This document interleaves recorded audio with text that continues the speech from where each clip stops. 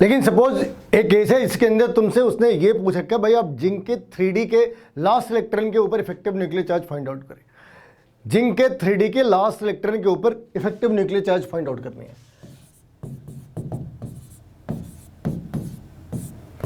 Last electron of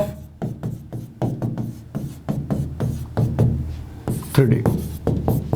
अब इस वाले केस के अंदर 4s इलेक्ट्रॉन को कंसीडर नहीं करना।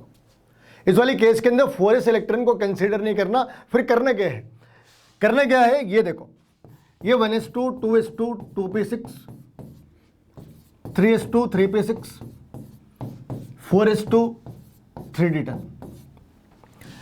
अब अगर स्लेटर्स रूल को एज इट इज फॉलो करें तो ये आ गया अपना n, ये आ गया n-1 और ये भी आ गया n-1 और ये सारे के सारे n-2 एंड ऑनवर्ड।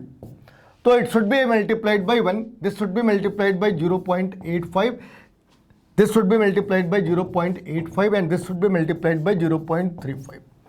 तो ये as per the Slater's rule होनी चाहिए। लेकिन यहाँ पे एक डेविएशन है, यहाँ पे एक डेविएशन है और ये बहुत सारी रीजन्स के अंदर एक रीजन ये भी है कि ये एक मनमानी सी चीज़ है, कभी कुछ कर रहे कभी कुछ कर रहे। तो यहाँ पे स्लेटर्स रूल की यूनिफॉर्मिटी, उसकी जो ऑथेंटिसिटी है वो थोड़ी ब्रेक हो जाती है। अब वो ब्रेक कैसे होती है वो भी देखो। तो उन्होंने क्या करा, इस वाले पार्ट को तो बिल्कुल गायब कर दी, ठीक है। अब वहाँ पे out of 10 he considered only 9 और वैसे करना भी था 9 इंटू 0.35 9 इंटू 0.35 9 इंटू 0.35 तो करो। लेकिन फिर आगे 0.85 नहीं करा, आगे 0.85 नहीं करा। चीज़ें क्या करी वो भी देखो। ये जितने बच गए, कितने बच गए, 18 इलेक्ट्रॉन, 18 मल्टीप्लाइड बाई 1 करा, 18 मल्टीप्लाइड बाई 1 करा। तो ये आंसर अप्रॉक्स 7 के अप्रॉक्स हो जाना है, ये 7 के अप्रॉक्स हो जाना है। इतना ज़्यादा, इतनी ज़्यादा गैप आ जानी है।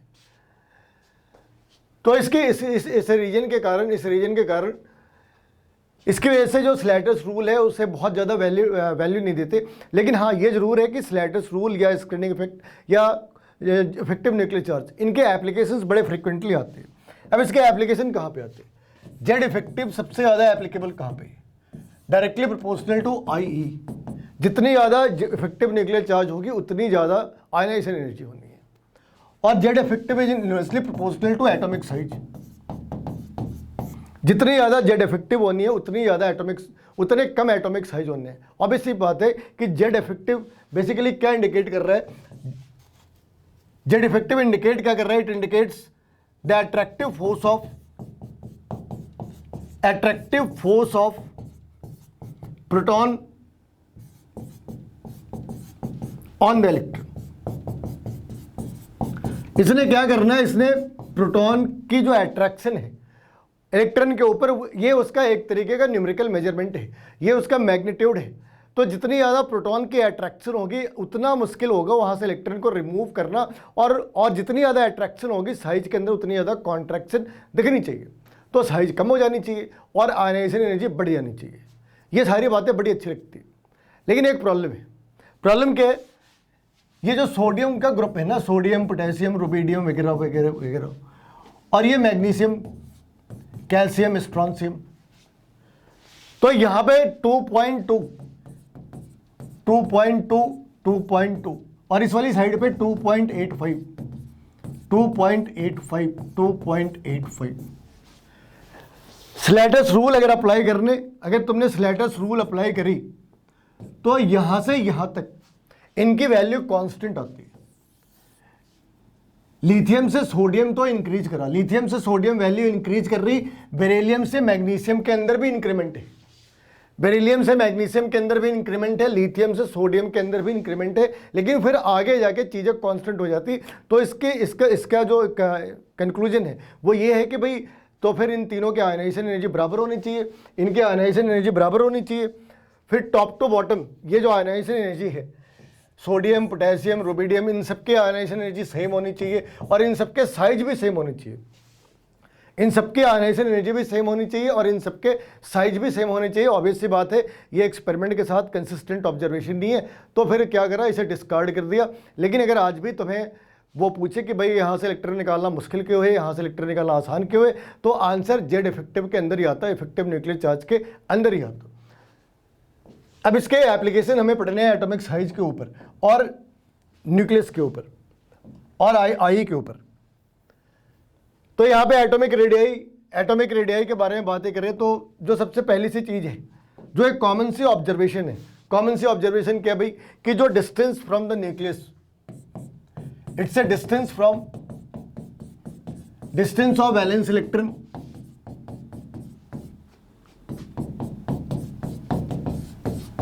From nucleus. ये बात भी सही है, लेकिन अगर हाइजेनबर्ग अनसर्टेनिटी प्रिंसिपल को ध्यान में रखे, उसे इसके ऊपर सुपर इम्पोज करने की कोशिश करे, उसे इसके ऊपर ओवरलैप करने की कोशिश करे, तो एक प्रॉब्लम क्रिएट हो जाती है। वो प्रॉब्लम ये होती कि भाई जब आपने ये पता ही नहीं कि वो एक टाइम पे उसकी पोजीशन क्या है, तो फिर आप ये कैसे डिसाइड कर रहे हैं कि न्यूक्लियस से आउटर मोस्ट की डिस्टेंस कितनी है। जब हमें यही नहीं पता कि इलेक्ट्रॉन है कहाँ पे, तो फिर आप डिस्टेंस निकाल कैसे रहे? जो चीज़ें दिख नहीं रही आप उसे काउंट कर रहे हैं, ऐसे कैसे हो सकता? तो ठीक है, ये बातें अपनी जगह पे ठीक है, थ्योरेटिकल एरर हो सकते हैं, लेकिन हाइजेनबर्ग अनसर्टेनिटी के अंदर ही कितनी एरर है? वो जो एरर का मैग्नीट्यूड है, क्या हम उसे मेजर कर सकते हैं? क्या वो रियलाइजेबल है? आप उसे डे टू डे लाइफ के अंदर रियलाइज कर सकते हो उस वाली वैल्यू को? नहीं कर सकते।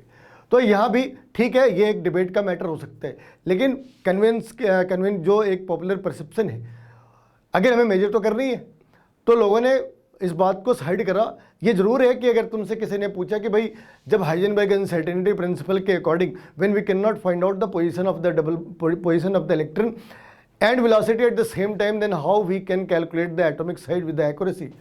आंसर है कि ये ठीक है, एक डिबेट का मैटर हो सकता है, लेकिन कन्वीनियंस के लिए लोगों ने चीज़ें डिसाइड कर रखी है और बेसिकली वो 3 तरीके से है।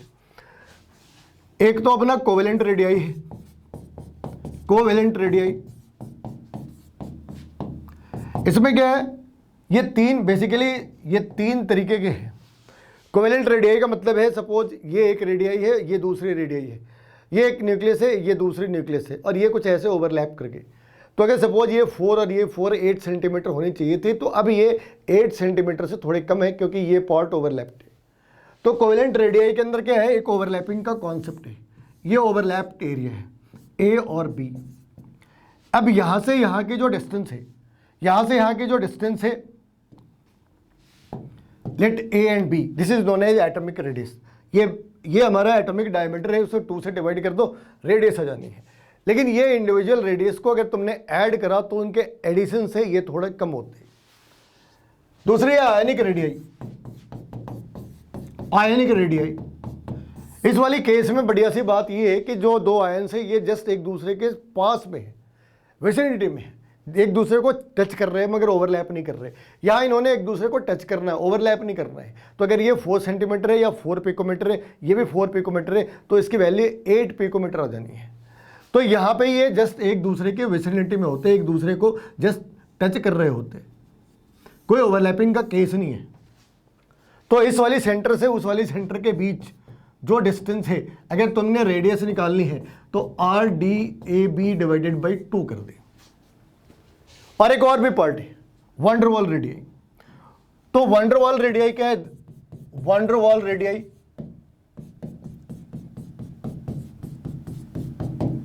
ये 2 जगहों पे यूज करते हैं, एक नॉन बॉन्डेड मॉलिक्यूल के लिए और दूसरा इनर्ट गैस के लिए। ये बेसिकली एप्लीकेबल फॉर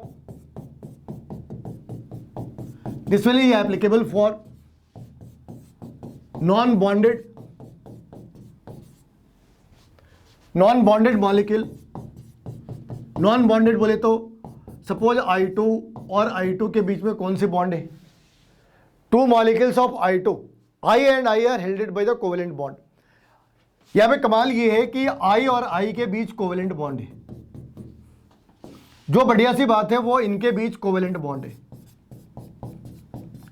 इसके बीच भी कोवेलेंट बॉन्ड है, ये भी एक कोवेलेंट बॉन्ड है भाई। लेकिन इनके बीच में कौन सा बॉन्ड है? फेविक्विक से तो चिपकाया नहीं, फेविकॉल लगाई नहीं, तो इनके बीच में कौन सी बॉन्ड है? तो ये जो विजिबल नहीं है, जो तुम्हें दिख नहीं रही, जो तुम्हें नहीं दिख रही, उस वाली बॉन्ड का नाम है वॉन डेर वाल, इस वाली बॉन्ड का नाम है वॉन डेर वाल। तो अब ये कह सकते हो कि क्योंकि अभी जो भी डेफिनेशंस पढ़ी, उन डेफिनेशंस के अंदर एक कंडीशन तो बिल्कुल क्लियर थी कि ए और बी या तो वो आयनिक बॉन्ड बना रहे या फिर कोवेलेंट बॉन्ड बना रहे। बिना बॉन्ड बनाए हम उनके रेडियाई फाइंड आउट नहीं कर रहे, ठीक है। लेकिन अगर वो बॉन्ड ही ना बनाए, जैसे इनर्ट गैस है, फिर कैसे निकालना भी, तो वहां पे van der Waals radii use करते हैं। दूसरे केस में van der Waals radii for inert gas, और दूसरी इनर्ट गैस के लिए यूज कर रहे हैं। तो यहां पे क्या है, सपोज ये 4 पिकोमीटर, ये 4 पिकोमीटर, और ये थोड़े डिस्टेंस पे आके रुक गए। तो अब इनकी जो बीच की जो डिस्टेंस है वो 8 पिकोमीटर नहीं, 10 पिकोमीटर या 11 पिकोमीटर या 9.5 पिकोमीटर कुछ भी है, but it is higher than 8 picometre. तो ये लॉन्गेस्ट रेडियाई है, जो वॉन डेर वाल रेडियाई है, ये लॉन्गेस्ट रेडियाई है। तो van der Waals radii longest radii है and it can not be measured. यहां पे एक चीज का ध्यान रखना, यहां पे एक चीज का ध्यान रखना कि it is ideal to compare the covalent radii with the covalent radii. It is ideal to compare the covalent radii with ionic radii with the ionic radii, and it's like ideal to compare the van der Waal radii with the van der Waal radii. लेकिन ये नहीं हो सकता practically, क्या ये तो ideal case है। Practical case के अंदर क्या होता है, आप कोवेलेंट बॉन्ड को चलो एक टाइम के एक पॉइंट के बियॉन्ड आप आयनिक बॉन्ड के साथ मेजर कर रहे हैं, यहाँ तक चल सकते हैं, चलो ठीक है, जस्टिस हो सकते हैं। लेकिन आप कोवेलेंट बॉन्ड को या मेटेलिक बॉन्ड को या आयनिक बॉन्ड को वॉन डेर वाल रेडियाई के साथ करें, ऐसा नहीं हो सकता। अगर आपने रेडियाई लेनी है तो सबके एक रेडियाई होनी चाहिए। ऐसा नहीं हो सकता कि ए के आपने वॉन डेर वाल ले रखी है, बी और सी के कोवेलेंट रेडियाई ले रखी है, फिर तो आप कंपैरिजन ही नहीं कर सकते। आप कार के कंपैरिजन बाइक के साथ नहीं कर सकते, बाइक के कंपैरिजन आप बाइक के साथ कर लो, लेकिन बाइक के कंपैरिजन कार के साथ नहीं कर सकते, बाइक के कंपैरिजन बस के साथ नहीं कर सकते। जो विजिबली बड़ा है आप उसके साथ कंपैरिजन कर ही नहीं सकते। तो यहाँ पे इस बात का ध्यान रखना है कि van der Waals radii longest है।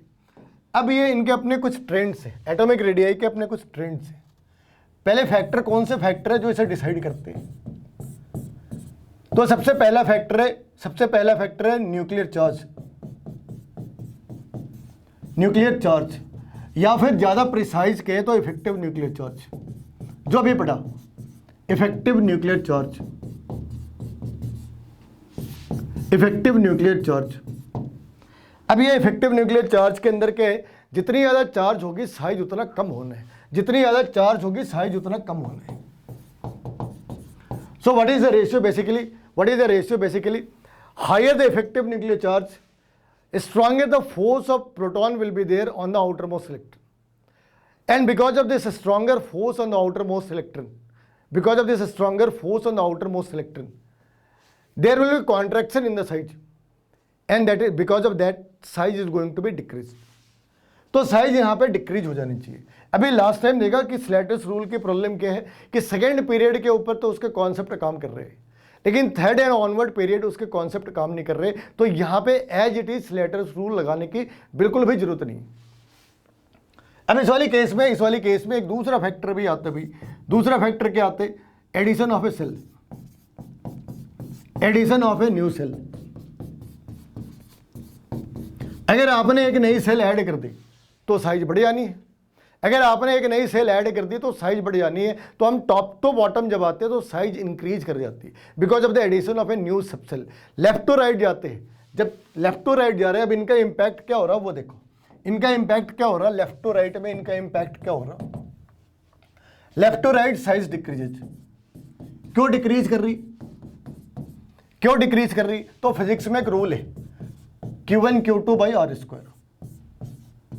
अभी क्या करा, वहां पे आर कांस्टेंट है। क्यों? क्योंकि सारे इलेक्ट्रॉन या तो सेकंड सेल में या थर्ड सेल के अंदर ऐड हो रहे। जब तुम लेफ्ट टू राइट जा रहे हैं तो वहां पे सेल जो प्रिंसिपल क्वांटम नंबर है वो तो चेंज नहीं कर रहा है ना भाई, वो तो 2 3 4 5 जो भी है वो एक ही प्रिंसिपल क्वांटम नंबर है। सेल की साइज नहीं बढ़ रही, सेल के नंबर नहीं बढ़ रहे उस वाली केस में। तो ये आर प्रैक्टिकली कॉन्स्टेंट है। सपोज तुम सोडियम की बात कर लो, तुमने 11 × 11 करा। अगर मैग्नीशियम की बात करी 12 × 12, और अगर एल्यूमिनियम की बात करी 13 × 13। जितने इलेक्ट्रॉन होंगे उतने ही प्रोटॉन भी होने, जितने इलेक्ट्रॉन होंगे उतने ही प्रोटॉन भी होने। तो इस वाली केस में क्या हो जाना, इस वाली केस में क्या हो जाना, अट्रैक्टिव फोर्स मल्टीप्लाई करती जा रही है।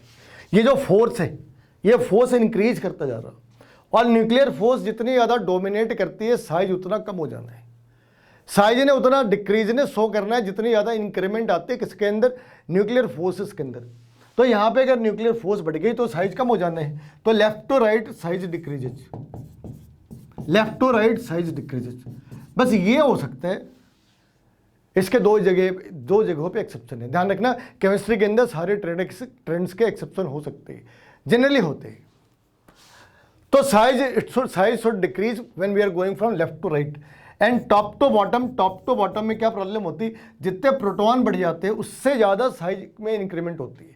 तो ऊपर से नीचे प्रोटॉन भी बढ़ रहे हैं। सपोज अगर तुमने यहाँ पे लिखा 19 × 19 डिवाइडेड बाई, तो यहाँ पे अगर इलेक्ट्रॉन थर्ड सेल के अंदर थे तो यहाँ पे इलेक्ट्रॉन फोर्थ सेल के अंदर है।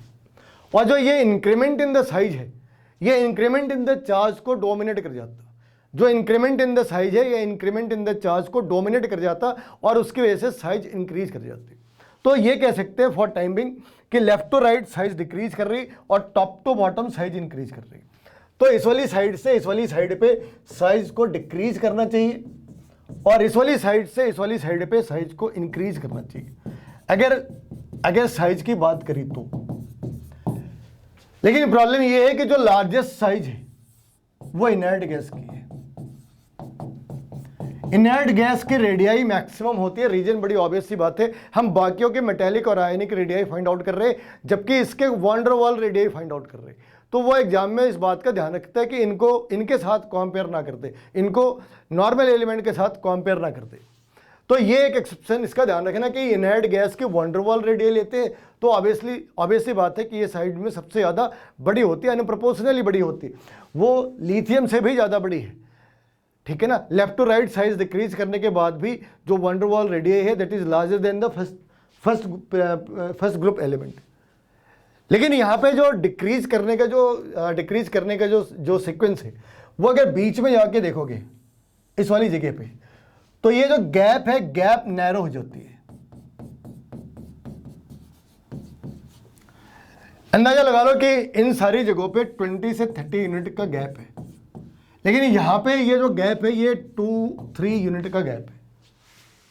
तो जो डी ब्लॉक है, जो डी सबसेल है, वहाँ पे क्या है, स्टार्ट के अंदर 20-30 यूनिट्स की गैप है, लेकिन बीच में अगर ये गैप बिल्कुल नैरो हो जाती है, ऑब्वियस सी चीज़ है डिक्रीज तो कर रही है, लेकिन ये गैप नैरो हो जाती है, बिल्कुल कम हो जाती है गैप, और फिर वापस जिंक के ऊपर जाकर इंक्रीमेंट दिख जाती है, जिंक के ऊपर ये इंक्रीमेंट दिख जाती है, ये गैप दिख जाती है, जिंक के ऊपर ये गैप फिर से एक बार ही दिख जाती है। यही प्रॉब्लम यहाँ से भी यहाँ पे है, यहाँ से यहाँ पे 20 यूनिट्स के आसपास इंक्रीमेंट है, लेकिन जिरकोनियम से हॉफनियम के बीच में सिर्फ 2 यूनिट का गैप है और ये नीचे की तरफ और भी ज़्यादा नैरो हो जाती है। और इसके पीछे रीजन है लेंथेनॉइड कॉन्ट्रैक्शन, इसके पीछे रीजन है लेंथेनॉइड कॉन्ट्रैक्शन।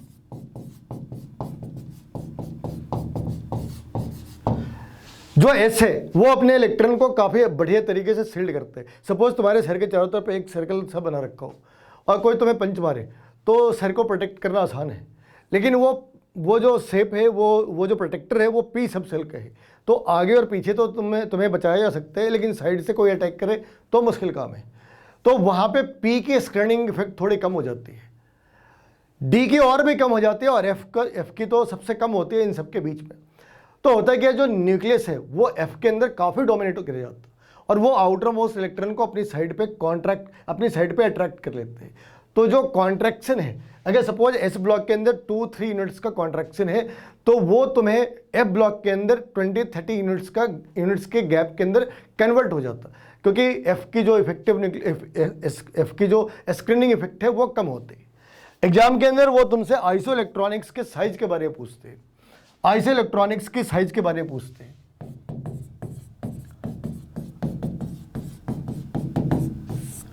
अब आइसो इलेक्ट्रॉनिक किसे कहते हैं भाई, तो आइसो इलेक्ट्रॉनिक वो एलिमेंट्स है जिनमें नंबर ऑफ इलेक्ट्रॉन सेम है। आयंस और मॉलिक्यूल्स, आयंस और एटम्स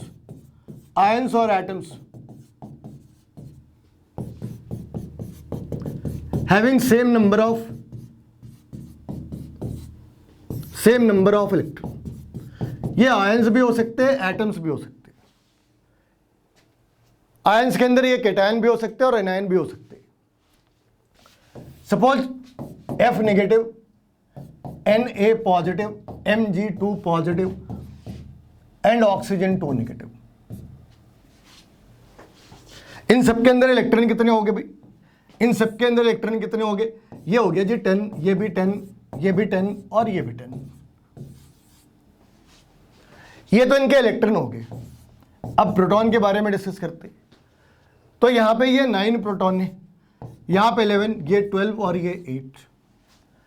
तो एक कंडीशन इमेजिन करो जहां पे 12 प्रोटॉन ने 10 इलेक्ट्रॉन को होल्ड करा हुआ है और 8 प्रोटॉन ने 10 इलेक्ट्रॉन को होल्ड करा हुआ है। कहां पे फोर्स ऑफ अट्रैक्शन ज्यादा होगी? 12 पुलिस वालों ने 8 चोर को पकड़ रखे, या 12 पुलिस वालों ने 10 चोर को पकड़ रखे, या 8 पुलिस वालों ने 10 चोर को पकड़ रखे।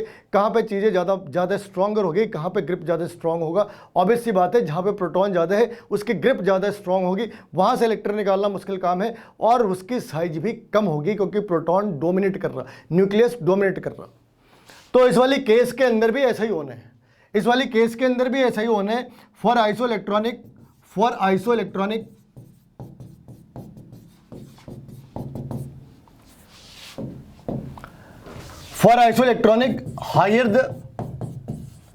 higher the positive charge, smaller will be the size.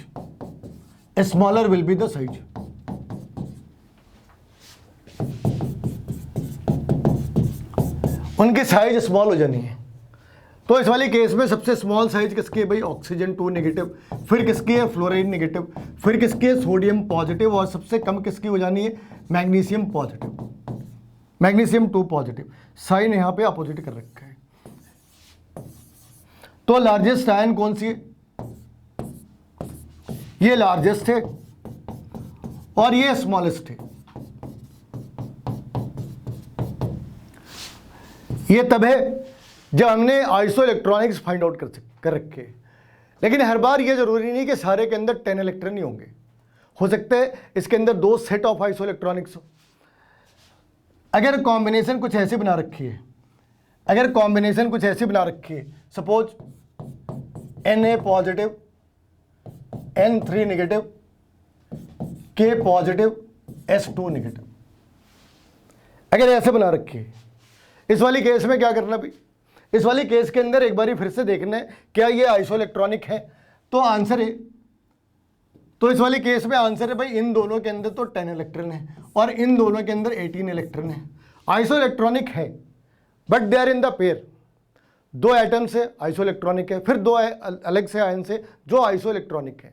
अगर इन्हें इंक्रीजिंग ऑर्डर ऑफ साइज में अरेंज करनी हो तो फिर कैसे करना है? ऑब्वियस सी बात है, जहां पे 10 इलेक्ट्रॉन है उसकी साइज उसके कॉम्परेटिवली कम होनी है जहां पे 18 इलेक्ट्रॉन है। जहां पे 18 इलेक्ट्रॉन है उसमें 3s आना है, जहां पे 10 है, जहां पे 18 इलेक्ट्रॉन है इसमें लास्ट इलेक्ट्रॉन कहां पे एंटर करना है? 3p के अंदर। इसमें लास्ट इलेक्ट्रॉन कहां पे एंटर करना है? 2p के अंदर। तो ऑब्वियस सी बात है कि 3p will be larger than 2p। तो इन दोनों के साइज जो 3p एलिमेंट्स है they will have higher size than 2p. In this case, out of these two, which is having the negative charge, S2 is having negative charge, so S2 will be larger in the size than K positive. Then once again we need to arrange them, which will have the higher size in this case. N3 negative will be larger than sodium positive. So this is going to be the sequence. S2 negative largest, then K positive, then N3 negative, then sodium positive. तो ये तरीका है iso electronics के बीच उनके atomic size या आयनिक size को major करने का। कई बार क्या होता है, हमें एक ही एलिमेंट के सपोज Fe है, Fe दे रखा है, Fe2 पॉजिटिव है, Fe3 पॉजिटिव है। अगर ऐसे केसेस के अंदर हमें फाइंड आउट करना हो कि इनकी साइज कितनी होगी, तो यहाँ पे भी बढ़िया सा तरीका है भाई कि एटॉमिक साइज और ionic size is directly proportional to 1 by positive charge and obviously directly proportional to negative charge. तो यहां सारे केटायंस हैं, तो केटायन में जितनी पॉजिटिव चार्ज होगी साइज उतना कम होगा, और एनायन में जितनी नेगेटिव चार्ज होगी साइज उसका उतना ज्यादा होना है। यहां पे कोई आइसो इलेक्ट्रॉनिक नहीं है, इनके प्रोटॉन बराबर है। ध्यान रखना, ये कोई आइसो इलेक्ट्रॉनिक स्पीसीज नहीं है, इनके प्रोटॉन्स बराबर है, इनके इलेक्ट्रॉन बराबर नहीं है। तो इस वाली केस में क्या करना है, इस वाली केस में क्या करना है, इसमें सबसे बड़ी साइज किसकी होनी है, Fe की, फिर किसकी होनी है Fe2 पॉजिटिव की, और फिर किसकी होनी है Fe3 पॉजिटिव की। ये स्मॉलेस्ट है और ये लार्जेस्ट है। ठीक है भाई, ये कैटायन के साथ है। लेकिन अगर इसमें एग्जाम्पल चेंज कर दिए, अगर यहाँ पे एग्जाम्पल चेंज कर दिए, फिर क्या हो सकते, सपोज हमने सल्फर के ले रखे हैं, सल्फर के 3 कंडीशंस बना रखे हैं, सल्फर 1 नेगेटिव, सल्फर 2 नेगेटिव। इस वाली केस में सबसे ज़्यादा साइज किसकी होगी, तो यहाँ भी ये आइसो इलेक्ट्रॉनिक नहीं है, ये आइसो इलेक्ट्रॉनिक नहीं है, इनके एटॉमिक नंबर सेम है, इनके एटॉमिक नंबर सेम है, नंबर ऑफ इलेक्ट्रॉन सेम नहीं है। तो यहाँ पे ये एनायन है, तो सबसे बड़ी साइज किसकी होगी, S2 negative will be the largest, then S1, और जो सबसे छोटे है वो नॉर्मल सा सल्फर है, सल्फर एटम स्मॉलेस्ट है और ये लार्जेस्ट है। केटायन में अपोजिट था, केटायन में atom was the largest, cation के अंदर एटम लार्जेस्ट था, और एनायन के अंदर एटम सबसे छोटा है। इसका तुम्हें ध्यान रखना है, एनायन के अंदर एटम सबसे छोटा है, इसका तुम्हें ध्यान रखना है।